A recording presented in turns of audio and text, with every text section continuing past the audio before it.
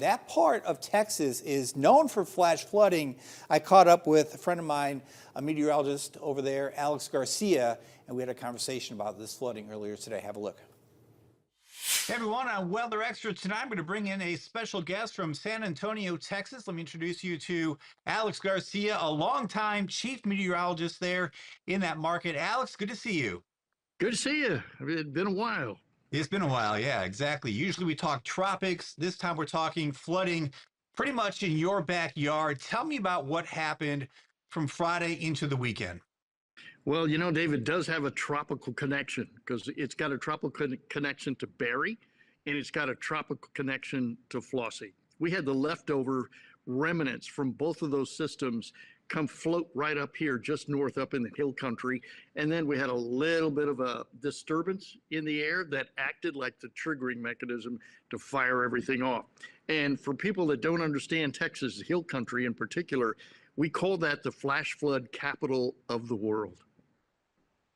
Why? Why is that? Break that down.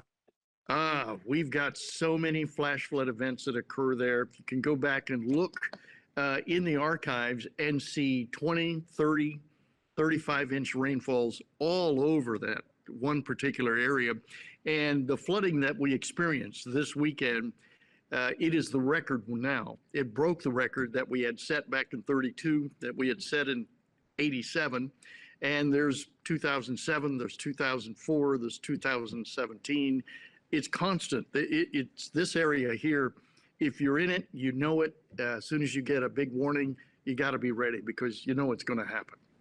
So coming into this weekend, what were your thoughts? Did you see, say on Wednesday, Thursday of last week, the potential for this much rainfall?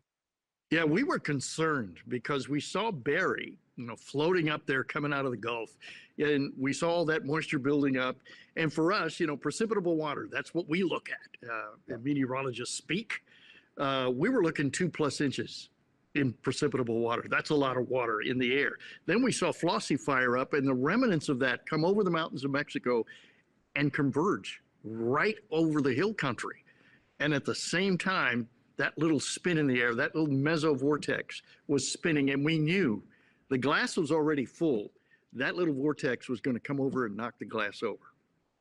So we've talked a lot in the past about the moisture involved this time of year. Yeah, remnants of tropical systems. You saw it last night with the remnants in North Carolina. Speak as a longtime meteorologist, how important is it for people to pay attention to the forecast this time of year and think about their local flood threat? I think it's absolutely imperative, particularly if you're going to be up in the hill country.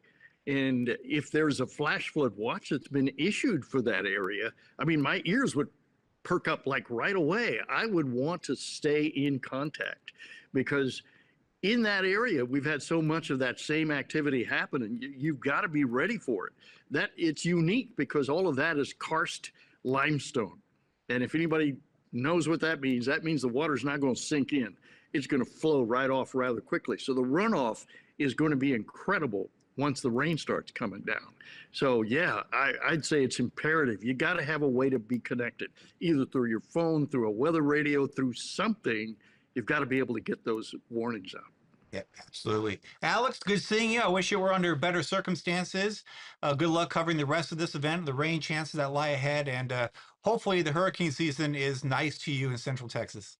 Same to you, because I know you're under the gun as well. That's right. Thanks, Alex. Take care. Alrighty. Okay, some takeaways from that conversation when it comes to flooding. Number one, pay attention to the forecast. The first alert you're going to get that there's the potential for flooding is a flood watch.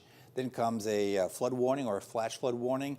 And, the problem, I think, with this event was the fact that it came in the middle of the night and everyone's sleeping and it's a holiday weekend. And I think that was probably part of the reason. Yeah, and, for our area, we're really used to telling people, hey, watch out for tornado events and things like that. And I think there's more of a sense of that danger there overnight because you're in your homes, tornadoes impact your homes. Right. But flash flooding, I know for me, driving around, that's really when flash flooding is really at the forefront of my mind, not really when I'm at home, and especially overnight. So I'm sure that's a factor too. And that's a good point, because if you have a NOAA weather radio, if you go through the settings, you probably have severe thunderstorm warnings turned on, tornado warnings turned on. Do you have flash flood warnings turned on? That's a good point. On that NOAA weather radio? Maybe you do, maybe you don't. But you want to have multiple ways to get warnings. And if you live in a flood-prone area, this is really important. Know that you are prone to flooding, and really, if there's a chance for some flooding to move in, pay attention to the forecast, pay attention to the radar, and any warnings that come out, because we can see 10, 20, 30-inch rainfalls. We haven't seen it in a while, but I think that would say, I would say we're probably due for a big event like that.